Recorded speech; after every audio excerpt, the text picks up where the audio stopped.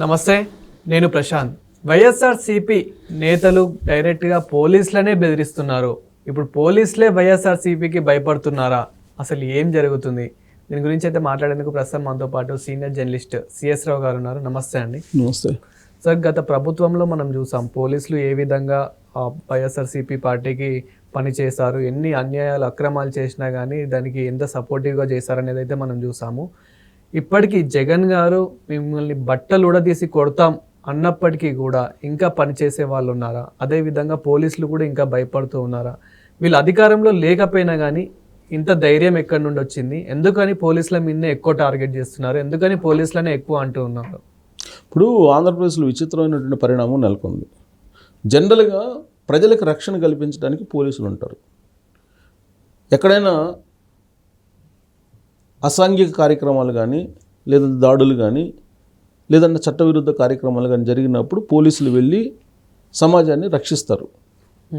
రక్షక భటులు అంటారు వాళ్ళని. అందుకే కానీ వాళ్ళ మీదనే అటాక్ చేస్తున్నటువంటి పార్టీ ఏదన్నా ఉందంటే వైఎస్ఆర్ కాంగ్రెస్ పార్టీ. ఇప్పుడు పోలీసుల మీదనే డైరెక్ట్ అటాక్ చేస్తున్నారు. ఇప్పుడు సైబర్ నేరాలకి పాల్పడుతున్నారు. డైరెక్ట్గా పోయి భౌతికంగా దాడులు చేయకపోయినప్పటికీ కూడా సైబర్ అటాక్స్ పాల్పడుతున్నారు. ఇప్పుడు ఎక్కడ సైబర్ దాడులు చేశారు అని అంటే సుధాకర్ యాదవ్ అనేటువంటి ఎస్ఐ ఉన్నాడు. ఎక్కడ రాప్తాడు నియోజకవర్గంలో ఈ మధ్యకాలంలో పోతిరెడ్డిపల్లె జగన్మోహన్ రెడ్డి గారు వెళ్ళారు. వెళ్ళి ఆయన ఏమన్నారు, బట్టలు ఓడదీసి కొడతామని అన్నారు. బట్టలు తీసి కొట్టడానికి ఇవేమైనా ఓడదీయటానికి ఏదన్నా అరటి తొక్క ఓడదీయటానికి అని చెప్పి సుధాకర్ యాదవ్ కామెంట్ చేశారు. ఎస్ఐ హోదాలో పోలీసు యూనిఫామ్ అంటే ఏమనుకుంటున్నారు మీరు?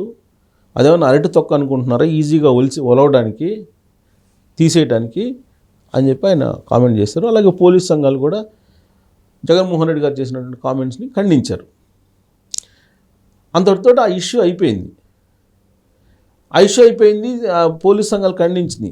కానీ వైఎస్ఆర్ కాంగ్రెస్ పార్టీకి సంబంధించినటువంటి సోషల్ మీడియా మాత్రం బట్టలు ఓడదీసి నిలబెట్టడానికి ఇదేమన్నా అరటి తొక్క అనుకున్నాం, పోలీసు యూనిఫామ్ ఇది, దీనికి ఉన్నటువంటి పవర్ ఏంటో మీకు తెలియట్లేదు అని చెప్పి ఆయన మాట్లాడారు.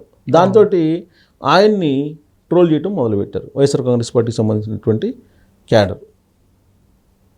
చేసి లాస్ట్కి వాళ్ళ ఇంట్లో ఉండేటువంటి మహిళలు లేదంటే ఈయన రాకపోకలు, ఈయనకు సంబంధించినటువంటి బ్యాక్గ్రౌండ్ వీటన్నిటిని బయటికి తీసేసి సుధాకర్ యాదవ్ ఎస్ఐ మొత్తం ఆయన వ్యవహారాలన్నింటినీ రకరకాల కోణాల నుంచి రకరకాలుగా ట్రోల్స్ చేయటం మొదలుపెట్టారు, పోస్టులు చేయటం మొదలుపెట్టారు.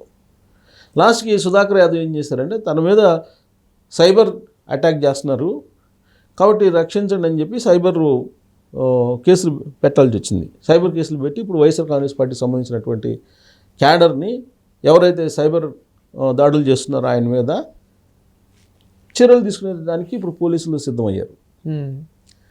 యాక్చువల్గా మనం కిరణ్ అనే అతన్ని అరెస్ట్ చేశారు. ఎందుకు అరెస్ట్ చేశారు? జగన్మోహన్ రెడ్డి గారి సతీమణి భారతిరెడ్డి గారికి సంబంధించినటువంటి వ్యవహారాన్ని ఏదో అతను కామెంట్ చేశాడు. కామెంట్ చేస్తే ఇమీడియట్గా అతన్ని అరెస్ట్ చేసి పోలీసులు జైల్లో పెట్టారు అతన్ని.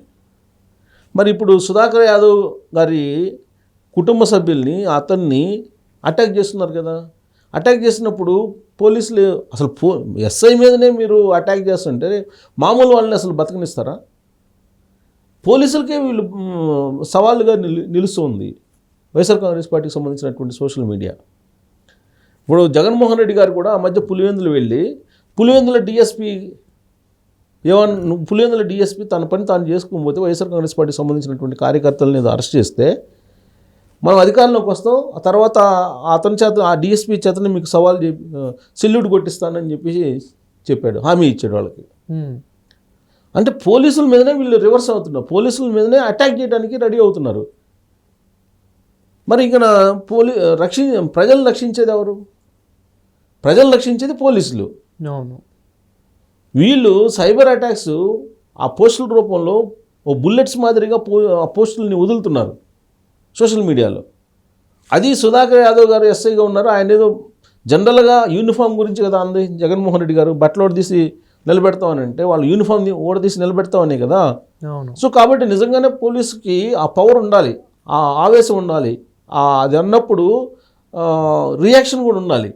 బట్టలోడు తీసేది ఏంటి? ఆ పోలీసు యూనిఫామ్కి ఉండేటువంటి పవర్ ఏంటి అసలు? చట్టం దాన్ని కల్పించింది కదా ఆ యూనిఫామ్కి. ఆ యూనిఫామ్నే కించపరుస్తూ జగన్మోహన్ రెడ్డి గారు మాట్లాడినప్పుడు ఖచ్చితంగా రియాక్ట్ అవుతారు. అవును. ఎవరైనా సరే దాని యొక్క విలువ తెలిసిన వాళ్ళు ఎవరైనా రియాక్ట్ అవుతారు. సుధాకర్ యాదవ్ గారికి విలువ తెలుసు కాబట్టి రియాక్ట్ అయ్యారు. నువ్వు వలవడానికి ఏమైనా అరటి తొక్క అనుకుంటున్నావు, ఏంది వలవడానికి? అంత ఈజీ కాదని చెప్పేసి అన్నారు. మేము ఎప్పుడైనా సరే మా విధులు మేము నిర్వహిస్తాము, ప్రభుత్వంలో ఎవరున్నా సరే మా విధులు మేము నిర్వహిస్తాం, చట్టం పరిధిలో మేము పనిచేస్తామని చెప్పి ఆయన చెప్పారు.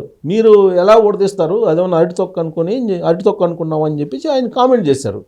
ఆ మాత్రం డ్రెస్ విలువను లేనటువంటి పోలీసులు ఇంకెందుకు? ఆ డ్రెస్ విలువ తెలుసు కాబట్టి ఆయన రియాక్ట్ అయ్యారు. డ్రెస్ విలువ తెలుసు కాబట్టి పోలీస్ సంఘం రియాక్ట్ అయింది.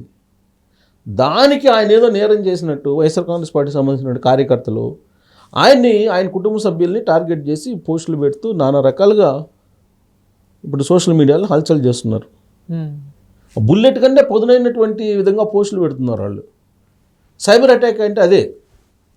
ఇప్పుడు సైబర్ రాబోయే రోజుల్లో యుద్ధాలే ఉండవు, దేశాల మధ్య కూడా ఓన్లీ సైబర్ అటాక్స్ ఉంటాయి అంటారు. అణుబాంబులు వేసుకో అవసరం లేదు, సైబర్ అటాక్స్ చాలని. అలాగే ఇప్పుడు వైఎస్ఆర్ కాంగ్రెస్ పార్టీకి సంబంధించిన సోషల్ మీడియా ఎవరైతే విమర్శిస్తారో వాళ్ళ మీద ఇలాంటి అటాక్స్ చేస్తూ ఉన్నారు. సరే, సుధాకర్ యాదవ్ గారు అన్నారు కాబట్టి ఆయన వరకు మీరు విధుల్లో ఏమైనా లోపాలు ఉంటే మీరు ఎత్తి చూపొచ్చు. ఆయన చేస్తున్నటువంటి విధుల్లో లోపాలు ఉన్నా లేదా ఆయన కెరీర్లో ఏదన్నా డ్రాబ్యాక్స్ ఉన్నా మీరు ఎత్తి చూపినా అర్థం ఉంది. వాళ్ళ కుటుంబ సభ్యులు ఏం చేశారు? కుటుంబ సభ్యులను టార్గెట్ చేస్తూ పోస్టులు పెడుతూ ఉన్నారు. దీని అంతరికి కారణం ఏంటి?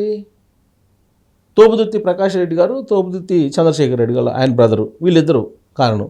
తోపుదుర్తి చంద్రశేఖర్ రెడ్డి గారు ఏమన్నారు కొన సమయంలో, మేము ఫ్యాక్షన్ చేయటం మొదలు పెడితే లోకేష్ గారి దగ్గర నుంచి మొదలు పెడతాం, లోకేష్ని లేపేస్తాం అని చెప్పి అన్నాడు వారం క్రితం.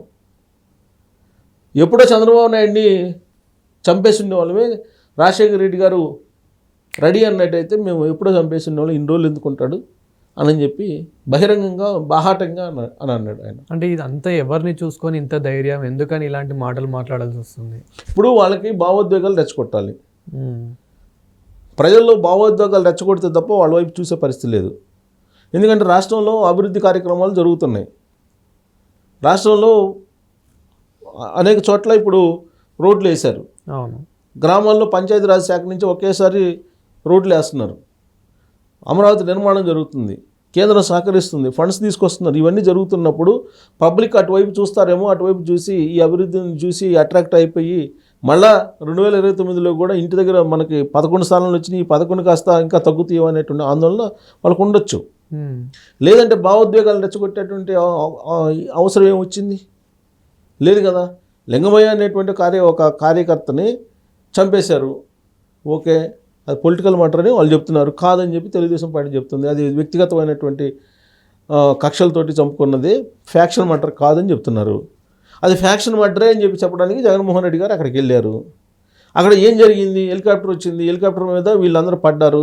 తోపుదుర్తి చంద్రశేఖర్ రెడ్డి అనుచరులు, అలాగే ప్రకాష్ రెడ్డి అనుచరులు, వీళ్ళందరూ. దాని మీద ఎంక్వైరీ నడుస్తుంది కదా. మరి ఇలాంటి సమయంలో సుధాకర్ రెడ్డి గారిని టార్గెట్ చేశారు వాళ్ళు. ఇప్పుడు చేసిందంతా వాళ్ళు చేసి ఎవరు టార్గెట్ చేశారంటే తోపుదుర్తి ప్రకాష్ రెడ్డి, చంద్రశేఖర్ రెడ్డి అనుచరులు సోషల్ మీడియా వేదికగా చేసుకుని అతన్ని టార్గెట్ చేశారని చెప్పి తెలుస్తుంది. మరి వాళ్ళ మీద ఇప్పుడు సైబర్ కేసులు పెట్టి అరెస్ట్ చేయాల్సిన బాధ్యత పోలీసుల మీద ఉంది కదా. ఒకవేళ చేయకపోతే కనుక ఇలానే వాళ్ళు అటాక్స్ చేస్తారు, అందరి మీద చేస్తారు. ఇవాళ సుధాకర్ యాదవ్ మీద చేస్తారు, రేపు ఇంకొకరి మీద చేస్తారు, డిఎస్పీ మీద చేస్తారు, ఆ తర్వాత ఎస్పీ మీద చేస్తారు, ఆ తర్వాత డిఐజీ మీద చేస్తారు, ఆ తర్వాత డీజీపీ మీద చేస్తారు. సో కాబట్టి వాళ్ళు కనుక అడ్డుకోకపోతే ఇప్పుడు అసలు థ్రెటనింగ్ కాల్స్ వస్తున్నాయి అంట సుధాకర్ యాదవ్. థ్రెటనింగ్ కాల్స్ వస్తున్నాయి, ఆయన ఆందోళన చెందుతున్నటువంటి పరిస్థితి. ఇప్పుడు ఎక్కడెక్కడి నుంచో థ్రెటనింగ్ కాల్స్ వస్తుంది, మేము లేపేస్తామని చెప్పి, మీ కుటుంబ సభ్యులు లేపేస్తామని, మీ పిల్లల్ని లేపేస్తామని చెప్పి, ఇలా రకరకాల కాల్స్ వస్తున్నాయని చెప్పి ఆయన ఇప్పుడు హడలిపోతున్నాడు. అంటే ఆయన విధులను ఆయన చేసుకునివ్వట్లేదు. ఆయన విధులను ఆయన చేసుకోనివ్వకుండా ఈ విధంగా బెదిరింపు కాల్స్ తోటి, సైబర్ అటాక్స్ తోటి భయపెడుతుంటే ఆంధ్రప్రదేశ్లో లా అండ్ ఆర్డర్ని కాపాడేది ఎవరు? మరి ఇప్పుడు దీనికి సమాధానం ఎవరు చెప్పాలంటే అక్కడ ఉన్నటువంటి ఎమ్మెల్యేలు, మాజీ ఎమ్మెల్యే, ఆయన అనుచరులు వాళ్ళు చెప్పాలి. అవును. లేదంటే పోలీసు వ్యవస్థ నిర్వీర్యం అయిపోయేటువంటి పరిస్థితి ఉంది. అదే జరిగితే కనుక ఆంధ్రప్రదేశ్లో లా అండ్ ఆర్డర్ ఉండదు. వైఎస్ఆర్ కాంగ్రెస్ పార్టీకి కావాల్సింది కూడా అదే. ఎందుకంటే లా అండ్ ఆర్డర్ లేదని చెప్పి మొదటి నుంచి చెప్తున్నారు కదా జగన్మోహన్ రెడ్డి గారు. కాబట్టి ఆ పరిస్థితికి పోలీసు వ్యవస్థ వెళ్ళదు కూడా, తిరగబడుతుంది. పోలీసు వ్యవస్థ తిరగబడుతుంది త్వరలోనే. ఖచ్చితంగా వైఎస్ఆర్ కాంగ్రెస్ పార్టీ ఎవరైతే సైబర్ సైకోలు లేదంటే సైబర్ పోస్టులు పెడుతూ టార్గెట్లు చేస్తున్నారో వాళ్ళని వదిలేటువంటి ప్రసక్తే ఉండకపోవచ్చు పోలీసులు. ఎందుకంటే వాళ్ళు పోలీసులు తలుచుకుంటే ఏదైనా చేయగలరు. వాళ్ళు యూనిఫామ్కి ఉన్నటువంటి పవర్ అది. అసలు వాళ్ళనే అటాక్ చేస్తే వాళ్ళు ఎందుకు ఒప్పుకుంటారు? రక్షణ రేపు వైఎస్ఆర్ కాంగ్రెస్ పార్టీ వాళ్ళకి రక్షణ కల్పించాల్సింది కూడా వాళ్ళే కదా. జగన్మోహన్ రెడ్డి గారు మొన్న వెళ్ళారు పోతిరెడ్డిపల్లె. వెళ్ళినప్పుడు రక్షణ ఎవరు కల్పించారు? పోలీసులే కదా. 1500 మంది పోలీసులు రక్షణ కల్పించారు. రక్షణ కల్పించకపోతే ఆయన వెళ్తారా? వెళ్ళగలరా అసలు? ఆడ ఆల్రెడీ ఎమ్మెల్యే చెప్పారు కదా పరిటాల సునీత గారు, పైనుంచి పైన వెళ్ళిపోతామని. అలాంటి సిచ్యువేషన్లో మీరు అక్కడికి వెళ్ళి మీటింగ్ పెట్టుకొని అక్కడ ఓదార్చి లింగమయ్య కుటుంబ సభ్యులు వచ్చారు కదా, దానికి కారణం పోలీసులే కదా. దానికి థ్యాంక్స్ చెప్పకుండా పోలీసులకి అక్కడ ఉన్నటువంటి ఎస్ఐని టార్గెట్ చేయటం అనేది ఇది నెగిటివ్ సంకేతం వెళ్తుంది.